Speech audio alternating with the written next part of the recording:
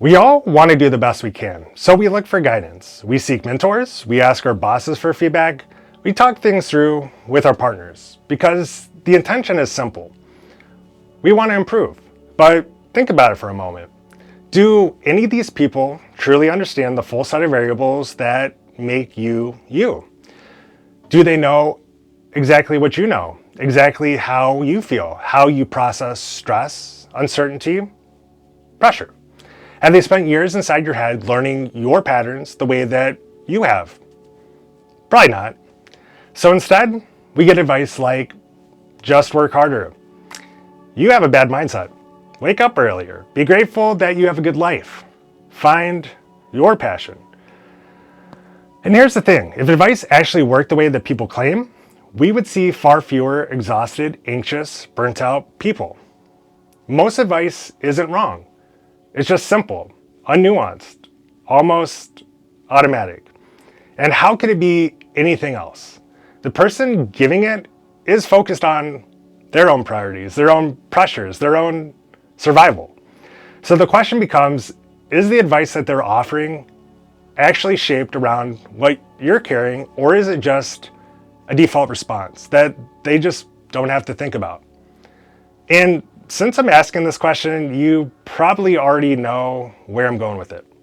A lot of advice that we do receive isn't personal, it's just a default response, which also means something important, that your effort, your value, and your intent are not being accurately judged by that feedback. Most advice sounds logical on the surface, but it fails in practice for 3 consistent reasons. First, that it assumes that you have spare capacity, extra time, extra energy, extra support. And in reality, there's a finite amount of it, limited time, limited communication, limited clarity, limited direction. And our brains are literally wired to conserve energy. So when effort repeatedly leads to no outcome, or worse, negative consequences, pulling back isn't laziness, it's adaptation. Second is advice assumes that feedback loops are fair, that effort reliably leads to results, that outcomes reflect intent. But many modern systems don't actually work this way at all. They reward visibility over value, compliance over honesty, endurance over well-being. And the third is advice assumes clarity comes before action, when in all reality, clarity often shows up after they've already moved. Now here's where things do get distorted. People who aren't exposed to those constraints, who don't have to spend the energy to absorb the risk or manage the fallout, are often the quickest to judge.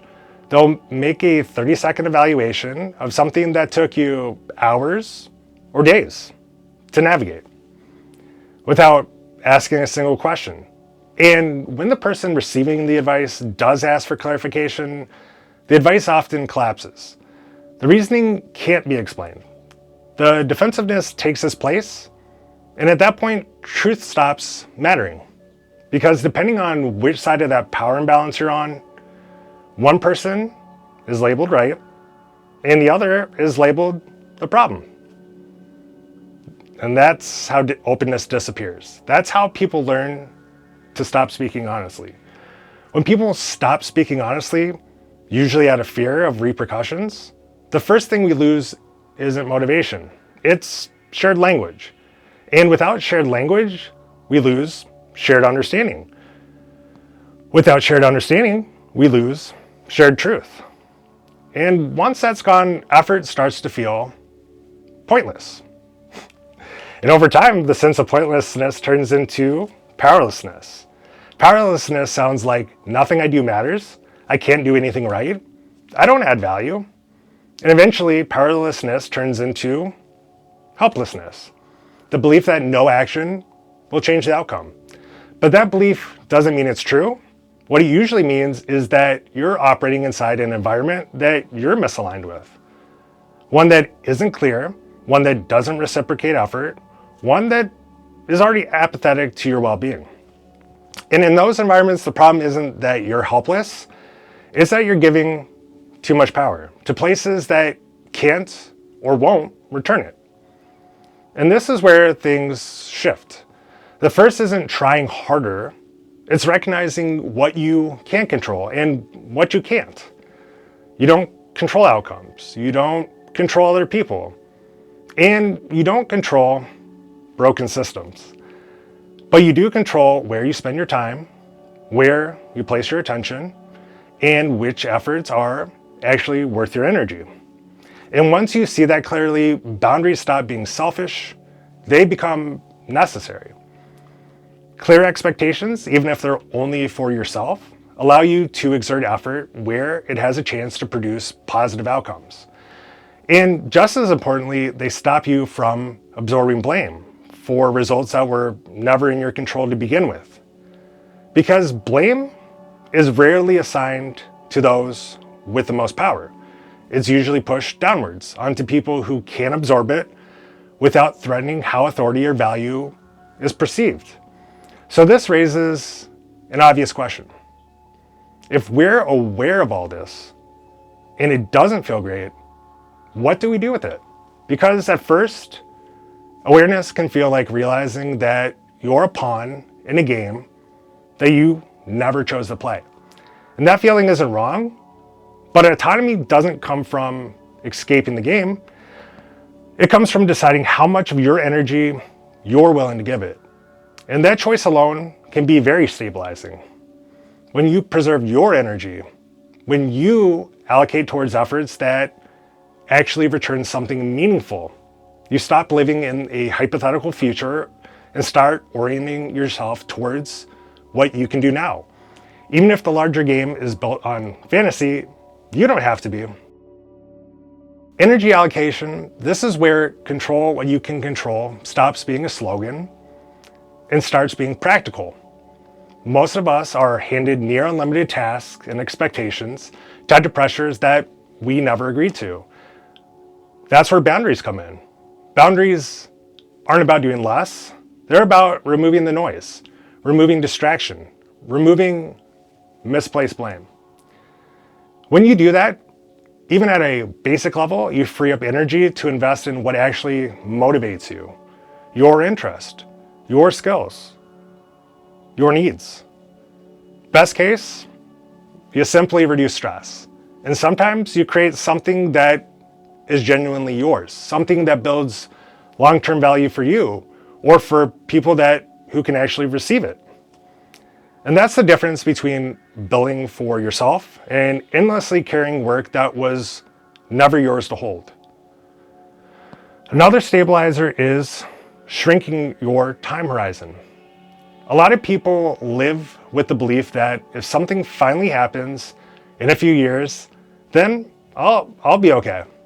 But what actually usually happens is that the window keeps moving. We wait for a break, the recognition, the moment someone finally sees us. And that reality is, for most people, are consumed by their own pressures.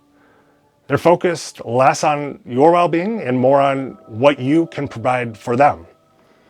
So when you shrink the time horizon, the question changes. What can I do today? What can I work on this week? What can I build over the next year that's actually within my control? And those short-term efforts, chosen intentionally, are what quietly create the opportunities people later call breaks. Now, the last piece is alignment with reality, not fantasy.